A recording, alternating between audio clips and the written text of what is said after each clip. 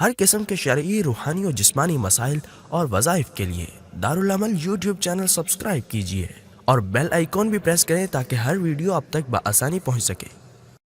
الحمد للہ رب العالمین خالق السماوات والارضین والصلاة والسلام علی رسول خیر خلق محمد وآلہ واصحابہ اجمعین، اما بعد فاعوذ باللہ من الشیطان الرجیم، بسم اللہ الرحمن الرحیم، وأطیعوا اللہ ورسولہ ولا تنازعوا فتفشلوا وتذهب ريحكم واصبروا ان اللہ مع الصابرین، صدق اللہ العظیم۔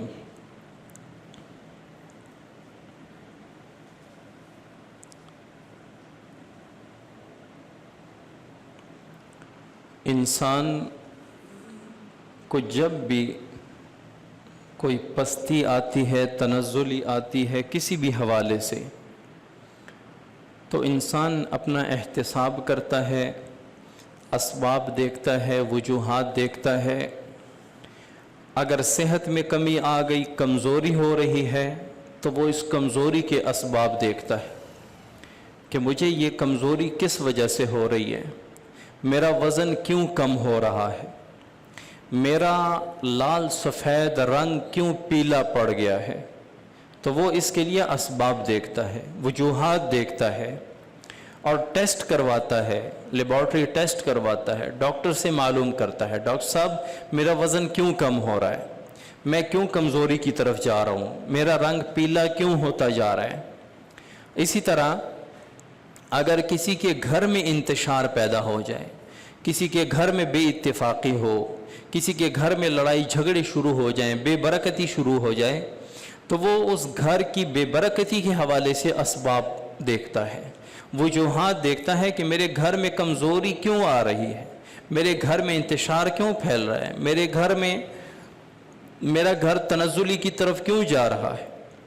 اگر کسی کا کاروبار ڈاؤن جا رہا ہے، کاروبار میں کمی آ رہی ہے، گاہک کم ہوتا جا رہا ہے، تو وہ اس گاہک کی کمی یا کاروبار کی کمزوری کے اسباب اور وجوہات دیکھتا ہے کہ میرا کاروبار کیوں کم ہو رہا ہے، میرا گاہک کیوں کم ہو رہا ہے، میرا سیل کیوں کم ہو رہا ہے، وہ اس کے اسباب دیکھتے ہیں۔ میرے پروڈکٹ میں کمزوری آ رہی ہے، میرے عملے کے اخلاق خراب ہیں، میں صحیح چیز مہیا نہیں کر رہا، میں سستی چیز بہت قیمتی داموں بیچ رہا ہوں، وہ ساری چیزیں دیکھتا ہے۔ اسی میں پھر وہ یہ بھی دیکھتا ہے کہ میرے کاروبار پر کسی کی نظر تو نہیں لگ گئی، کسی نے جادو بندش تو نہیں کروا دیا، یعنی یہ سارے وجوہات دیکھتا ہے۔ اسی طرح اگر کسی ملک میں کمزوری، تنزلی آئے، پستی آئے، ملک کمزوری کی طرف چلتا جائے، بربادی کی طرف چلا جائے،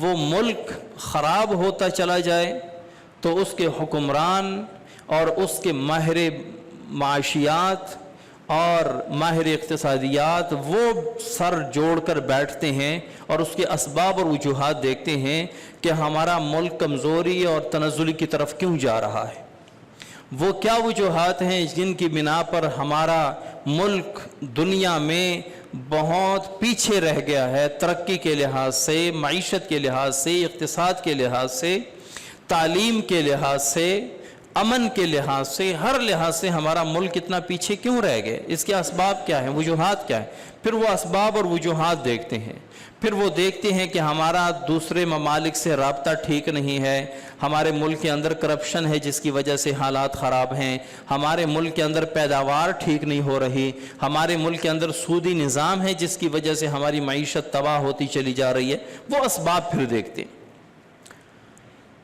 لیکن ایک بہت بڑا جو پستی کی طرف تمام امت مسلمہ جا رہی ہے، تمام امت مسلمہ ذلت، پستی اور رسوائی کی طرف جا رہی ہے، اس کے اسباب کو کوئی نہیں دیکھ رہا کہ وہ مسلمان جنہوں نے دنیا پر حکمرانی کی ہے، وہ مسلمان جن کے لیے یہود و نصارہ جھک کر ملتے تھے، وہ مسلمان جن کا نام سن کر یہود و نصارہ پر لرزہ طاری ہو جاتا تھا، یہ کیا وجہ ہے کہ مسلمان اتنے कमज़ोर हो चुके हैं, इतनी पस्ती का शिकार हो चुके हैं, इतनी ज़िल्लत का शिकार हो चुके हैं कि हर जगह जहाँ भी आप देखो, हर जगह मुसलमान मुल्क पर जुल्म बर्बरियत की इंतहा होती है। एक आम चूड़े चमार यहूदी जिनको दुनिया में कहीं रहने के लिए जगह नहीं मिल रही थी, वो उठते हैं और मुसलमानों के एक बहुत एक तारीखी शहर, तारीखी मुल्क पर वो हमला करते हैं और हमला करते चले जाते हैं, और उनके खिलाफ कोई मुसलमानों में हरकत नहीं होती, मुसलमान उसके बारे में कोई उठते नहीं है। हर जगह दुनिया में जब भी हमला हुआ है, जब भी जो हमारी ज़िंदगी में आ रहा है, आजकल हालात हाज़रा को देख के जहाँ भी देखो मुसलमान ज़िल्लत का और रिसवाई का शिकार है, मुसलमान पस्ती का शिकार है। अब जहाँ हर जगह एक फ़र्द अपनी सेहत के वजूहात और असबाब देखता है कि मेरी सेहत क्यों कमज़ोर हो रही है, तो वो देखता है, अपने दुकान को देखता है, मेरे दुकान की सेल क्यों कम होती जा रही है, अपनी फैक्ट्री को देखता है कि मेरी फैक्ट्री के प्रोडक्ट क्यों आगे नहीं निकल रहे, अपने कारोबार को देखता है कि मेरे कारोबार में इनकम जो है उसका रेशो क्यों नीचे गिर रहा है, अपने घर को देखता है कि मेरे घर के हालात क्यों ख़राब हो रहे हैं, उसके असबाब और वजूहात तलाश करता है, अपने मुल्क के देखता है। लेकिन बतौर उम्मत मुस्लिमा जो पस्ती का शिकार हैं उसके असबाब नहीं देखे जा रहे। मुसलमान ममालिक, मुसलमान हुक्मरान आपस में सर जोड़ के क्यों नहीं बैठते कि ये क्या वजह है कि हमारे उम्मत मुस्लिमा जो है पूरी दुनिया में वो ज़वाल का शिकार होता जा रहा है, पस्ती से पस्ती की तरफ गिरता चला जा रहा है।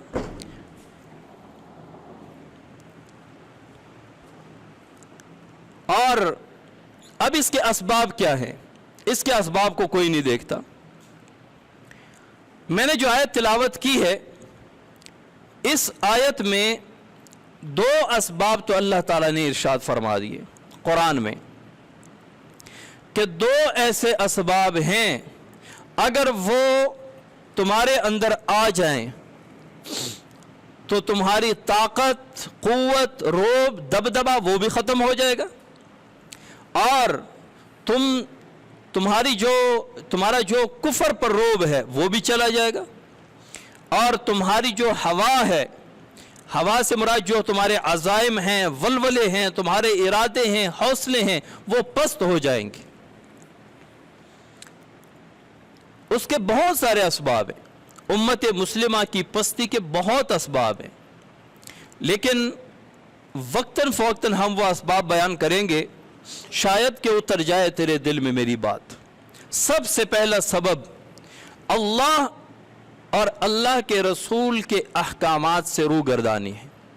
सबसे पहला और बुनियादी सबब, मुसलमान को जब भी ताकत मिली है, क़ुव्वत मिली है, ज़ोर मिला है, हौसले मिले हैं, फतह मिली है, वो इस्लाम की बुनियाद पे मिली है, वो कुरान और सुन्नत की बुनियाद पे मिली है, वो अल्लाह और रसूल के अहकामात की बुनियाद पर मिली। जब अल्लाह और अल्लाह के रसूल सल्लल्लाहु अलैहि वसल्लम के अहकामात को तोड़ा जाए, छोड़ा जाए, पसे पुश डाला जाए, पाँव के नीचे रोंदे जाएं, तो मुसलमान के पास तो ताकत ही अल्लाह और अल्लाह के रसूल के अहकामात की थी। अब वो अहकामात दरमियान में से निकल गए, उन अहकामात की पाबंदी ख़त्म हो गई, तो ये मुसलमान ज़िल्लत व पस्ती का शिकार हो गए, क्योंकि असबाब पर गैर मुस्लिम कुफार, यहूद व नसारा, बुद्ध मुशरिक ये एतमाद व यकीन करते हैं। एक मुसलमान के पास जो पावर है, सोर्स ऑफ पावर, वो ताकत जो मुसलमान को मिलती है, वो अल्लाह और अल्लाह के रसूल से और इस्लाम से मिलती है, कुरान और हदीस से मिलती है। अगर कुरान और हदीस को मुसलमान की ज़िंदगी से निकाल दिया जाए, तो चूँकि असबाब मुसलमान के पास इतने नहीं हैं, टेक्नोलॉजी मुसलमान के पास इतनी नहीं है, दुनिया के तजर्बात, दुनिया के मुशाहदात, दुनिया के फ़नून वो मुसलमान के पास इतने नहीं हैं, तो अगर तो कुरान और हदीस, इस्लाम, खुदा और रसूल और अल्लाह के अहकामात भी दरमियान से निकाल दिए जाएं, तो मुसलमान के पास कुछ नहीं बचता। जब मुसलमान की ज़िंदगी से अहकामात खुदाबंदी निकल गए, अब मुसलमान खाली हाथ रह गए। کافر ہے تو شمشیر پہ کرتا ہے بھروسہ، مسلم ہے تو مومن ہے تو بے تیغ بھی لڑتا ہے سپاہی۔ وہ کافر ہے جو اپنے بم، ٹینک، ٹیکنالوجی ان پر یقین رکھتا ہے اور ان پر ایمان رکھتا ہے اور ان پر بھروسہ رکھتا ہے۔ مومن تو بے تیغ، تیغ تلوار کو کہتے ہیں، مومن تو بے تیغ بھی لڑتا ہے سپاہی۔ مومن کے اندر تو جو قوت طاقت ہے تلوار کی نہیں ہے، اسلحے کی نہیں ہے، بم بارود کی نہیں ہے۔ مسلمان ایک مومن کے پاس طاقت اللہ اکبر کی ہے، ایک مومن کے پاس طاقت لا الہ الا اللہ محمد رسول اللہ کی ہے، ایک مسلمان کے پاس طاقت اور اللہ کے رسول کی محبت کی ہے۔ اگر یہ طاقت بھی درمیان سے نکل جائے، اللہ اور اللہ کے رسول کی محبت درمیان سے نکل جائے، ایک مسلمان کی زندگی سے نکل جائے، تو اس کے پاس اور کچھ نہیں ہے۔ جب یہ زندگی سے نکل گیا، مسلمان خالی ہاتھ ہو گیا۔ جب خالی ہاتھ ہو گیا تو کفر نے اس پر حملہ کر دی۔ خالی ہاتھ ہے، اس کے پاس وہ کچھ نہیں ہے۔ جب یہ سب کچھ تھا، صرف ایمان تھا، صرف اسلام تھا، اللہ اور اللہ کے حبیب کی محبت تھی، تو 313,000 پر حاوی ہو گئے۔ 313 نے 1000 کو شکست دے دی، جو 3 گنا ان سے زیادہ ہیں۔ جب اس طرح ایمان، یقین، اللہ اور اللہ کے رسول کی محبت، احکامات خداوندی پورے ہوں، تو پھر ایک بندہ پورے کافر کے لشکر کے لیے کافی ہوا کرتا تھا۔ لیکن جب درمیان سے اللہ اور اللہ کے رسول کے احکامات نکل گئے، مسلمان نے نماز چھوڑ دی، مسلمان نے سود شروع کر دیا، مسلمان نے شراب نوشی شروع کر دی، مسلمان جو ہے وہ بے حیائی میں مست ہو گیا، مسلمان دنیا کے نشے میں دھت ہو گیا۔ جب یہ ساری چیزیں مسلمان کے اندر آ گئی، ایمانی قوت، طاقت، روب، دبدبہ وہ مسلمان سے چلا گیا۔ جب وہ چلا گیا، دشمن نے حملہ کر دیا۔ اب ایک مسلمان دوسرے مسلمان کی مدد کے لیے تیار نہیں ہے، کہتے ہیں یہ ان کا اپنا کام ہے، ان کی جنگ ہے۔ جہاں ایک سپاہی سالار، ایک عورت کی، مسلمان عورت کے دوپٹے کے گرنے کی وجہ سے پوری فوج کو داؤ پر لگا دیتی تھی، کہ ایک مسلمان عورت کے دوپٹے کو ایک کافر نے اپنے تلوار سے نیچے گرایا، چلو جہاد کے لیے تیار ہو جاؤ۔ یہ ہوتی ہے ایمان کی طاقت اور قوت۔ آج عورتوں کی عصمتیں، حرمتیں، ناموس نیلام ہو رہی ہیں، اور ہم کہہ رہے ہیں کہ یہ ان کی لڑائی ہے، ہم نے کیا کرنا ہے؟ ہم نے خواہ پرائی لڑائی میں شامل ہونا ہے؟ بھئی اپنی خیر مناؤ، اپنے ملک کو امن کا گہوارہ بناؤ۔ کیوں؟ ایمان یقین کی کمی ہو گئی، یہ سب سے پہلی علامت۔ اور یہاں تو نمازیں نہیں ہیں، روزے نہیں ہیں، زکوٰۃ نہیں ادا ہو رہی، حج نہیں ہو رہے اپنے وقت پہ، شراب نوشی عام اور گانے بجانے عام، بے حیائی، زناکاری، بدکاری عام، یہ ساری چیزیں، سارے گناہ عام ہیں۔ میں 2 واقعات بتاتا ہوں، آپ سمجھ جائیں گے کہ احکامات خداوندی سے روگردانی پر صحابہ کے دور میں کتنی کمزوری آئی تھی، تو آج کل کے دور میں تو اگر مسلمان اس سے بھی زیادہ ذلیل و رسوا ہو جائیں تو ان کا حق بنتا ہے۔ مصر کی طرف حضرت عمر بن عاص رضی اللہ تعالیٰ عنہ یہ مصر کی طرف جہاد کے لیے گئے، پورا لشکر ساتھ ہے، پورا لشکر ساتھ ہے، اور مصر میں فتوحات در فتوحات ہو رہی ہیں، فتوحات در فتوحات ہو رہی ہیں۔ لیکن بویس نامی ایک قلعہ جو ہے وہاں پہ آ کر مسلمانوں کا لشکر رک گیا۔ اب وہ قلعہ فتح نہیں ہو رہا، حالانکہ وہ کفار جو ہے وہ قلعے کے اندر محصور ہیں، قلعہ فتح نہیں ہو رہا۔ تو عمر بن عاص رضی اللہ تعالیٰ عنہ نے، یہ دور خلافت تھا حضرت عمر بن خطاب رضی اللہ تعالیٰ عنہ کا، 16 ہجری تھی۔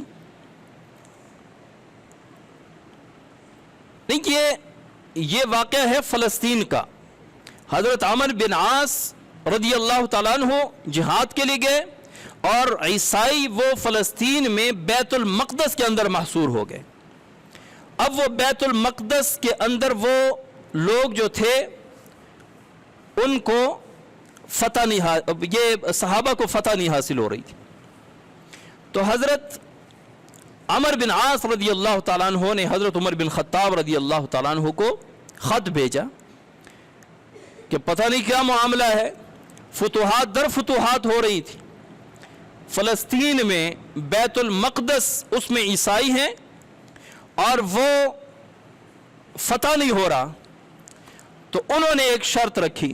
اچھا، حضرت عمر رضی اللہ تعالیٰ عنہ کے پاس وہ بھیجا، تو حضرت عمر رضی اللہ تعالیٰ عنہ نے فرمایا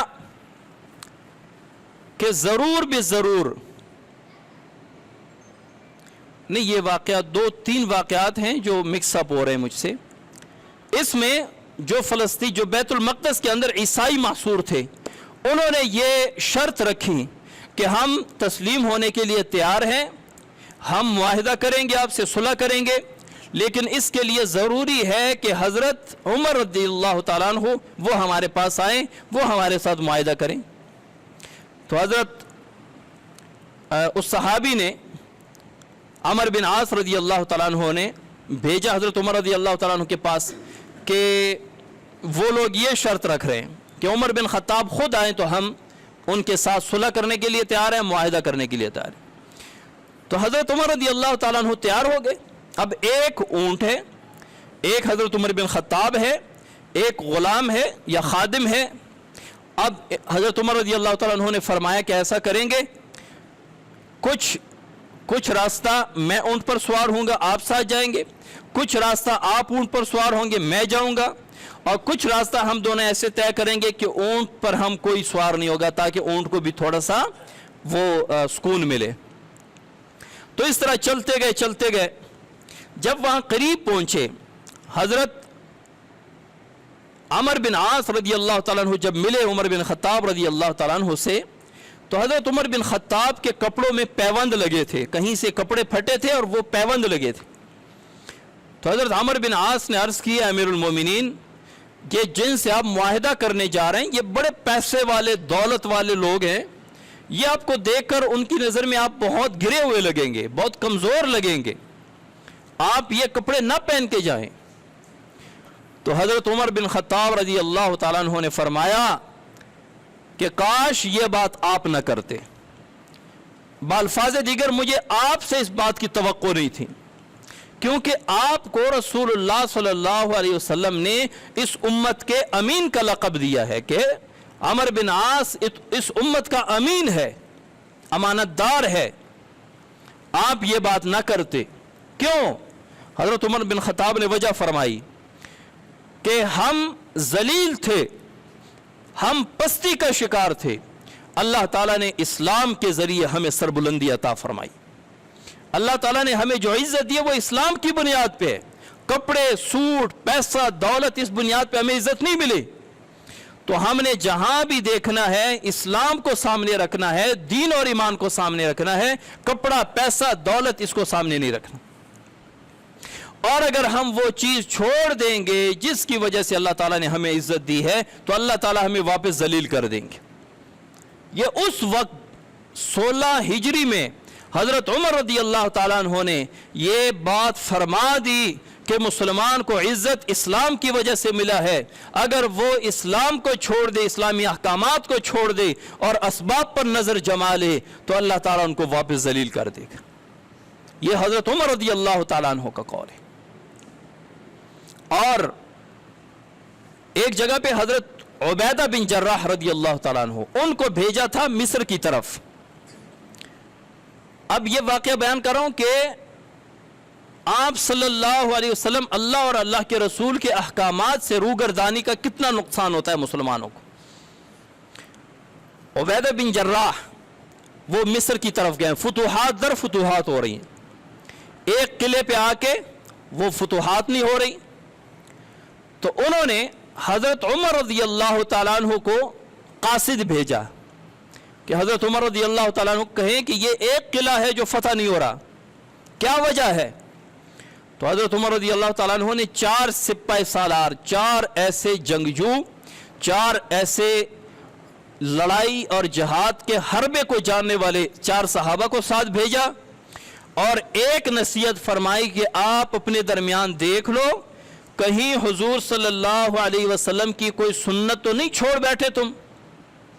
فرض نہیں، فرض کا تو تصور ہی نہیں تھا صحابہ میں کہ نماز تو نہیں چھوڑ دیا آپ نے، کہیں روزہ تو نہیں کوئی قضا کر رہا، کہیں ایسا تو نہیں کہ آپ اللہ کے احکامات سے روگردانی کر رہے ہیں، بلکہ یہ فرمایا کہ آپ اپنے درمیان دیکھیں کوئی حضور صلی اللہ علیہ وسلم کی سنت تو نہیں قضا کر رہا، یعنی سنت تو نہیں چھوڑ رہا۔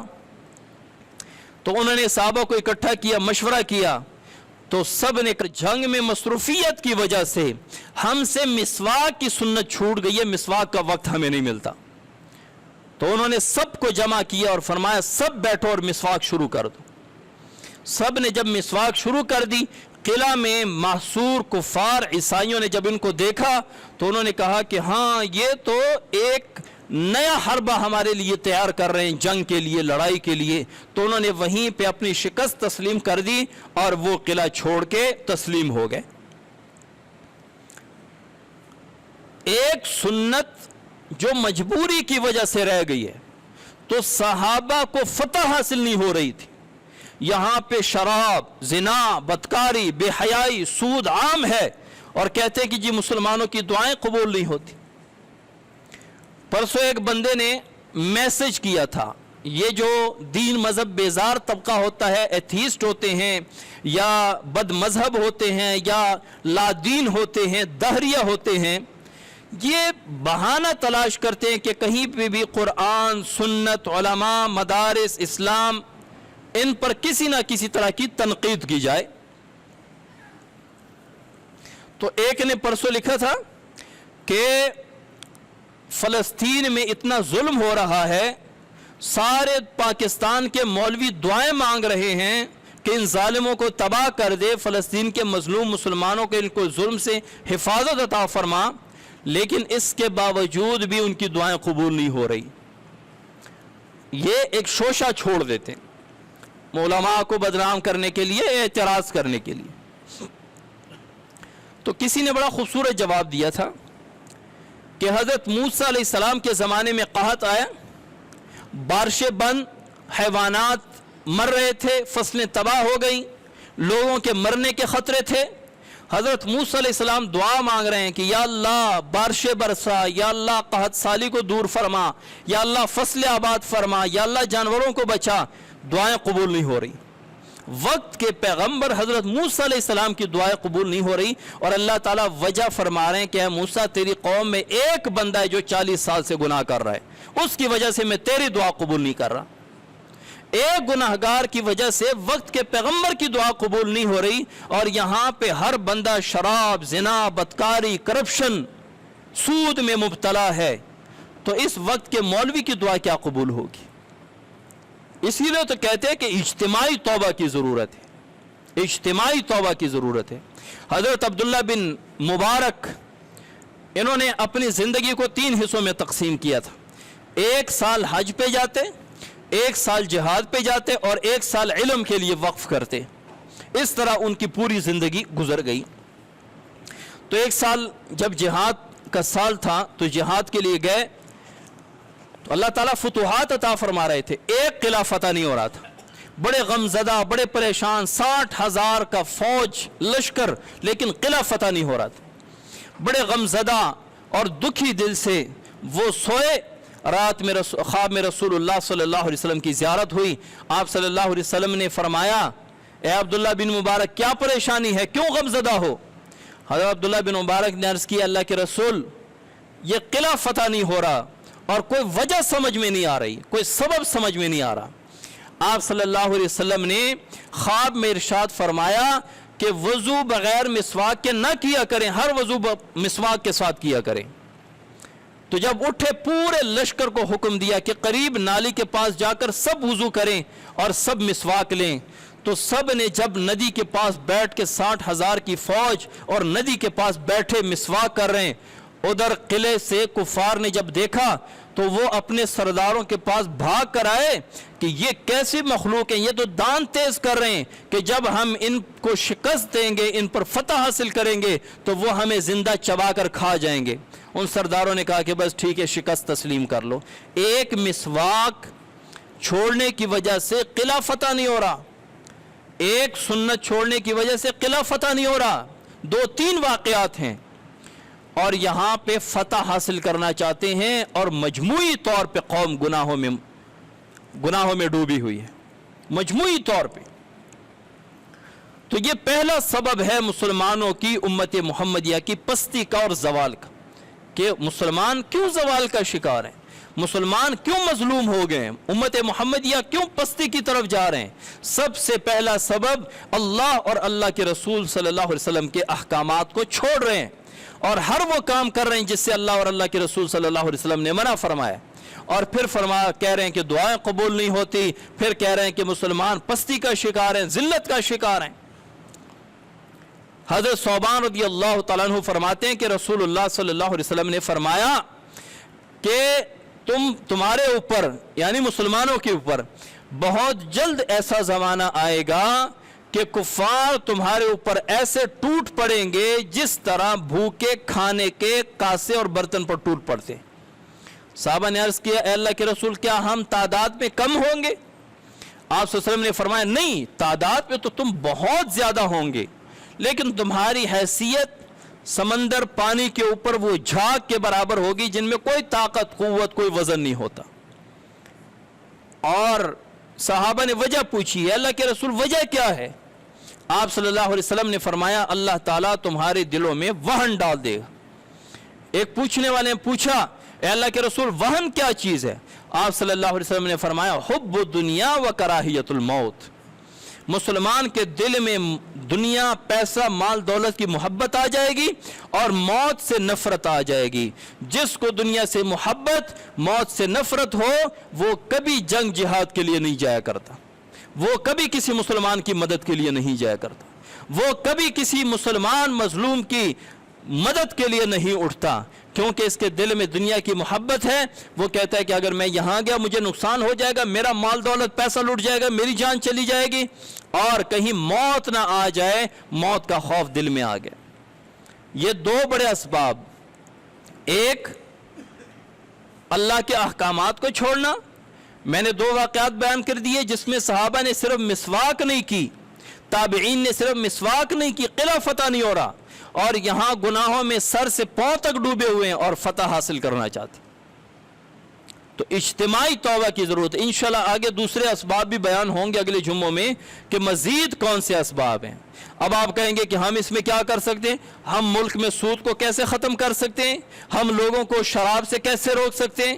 بھائی یہ پہلا سٹیپ اپنی ذات سے اٹھانا ہوگا. پہلا سٹیپ اپنا ہے کہ میں اللہ کے حضور توبہ کروں. اگر 10 کروڑ 20 کروڑ 1 ارب مسلمان ہے، ایک مثال دے رہا ہوں، ان 1 ارب میں آپ توبہ کریں گے تو 1 ارب میں 1 بندے نے توبہ کر لی، 10 توبہ کریں گے 1 ارب میں 10 نے توبہ کر لی، اور اسی طرح آگے بھی بتاتے جائیں. تو سب سے پہلے اپنی ذات سے ابتدا، دوسروں کو بھی کہنا ہے. ایک صحابی نے اللہ کے رسول سے پوچھا، اللہ کے رسول کیا ایسا کام ہم کسی کو کہہ سکتے ہیں جس پر ہم خود عمل نہیں کر رہے؟ کیا ایسے گناہ سے ہم کسی کو روک سکتے ہیں جس سے ہم خود نہیں رک رہے؟ آپ صلی اللہ علیہ وسلم نے فرمایا کہ بالکل وہ کام دوسرے کو بتاؤ جو آپ خود بھی نہیں کر رہے. نیک کام ہے آپ نہیں کر رہے، دوسرے کو بتاؤ، آپ کو پتہ ہے. ایسا گناہ جس سے آپ نہیں رک رہے لیکن دوسرے کو روکو. یہ تو آپ صلی اللہ علیہ وسلم نے فرمایا. تو خود بھی رکنے کی کوشش کرو، دوسرے کو بھی روکنے کی کوشش. اس وقت امت مسلمہ جو پستی کا اور زوال کا شکار ہے اور کفر کے شکنجے میں ہے، اس کا ایک بنیادی سبب اور بنیادی وجہ ہمارے اعمال ہیں. اعمالکم عمالکم، ہمارے اعمال ہمارے اوپر بادشاہت حکمرانی کر رہے ہیں. اللہ تعالی ہم سب کو سمجھنے کی توفیق عطا فرمائے. وما علینا الا البلاغ.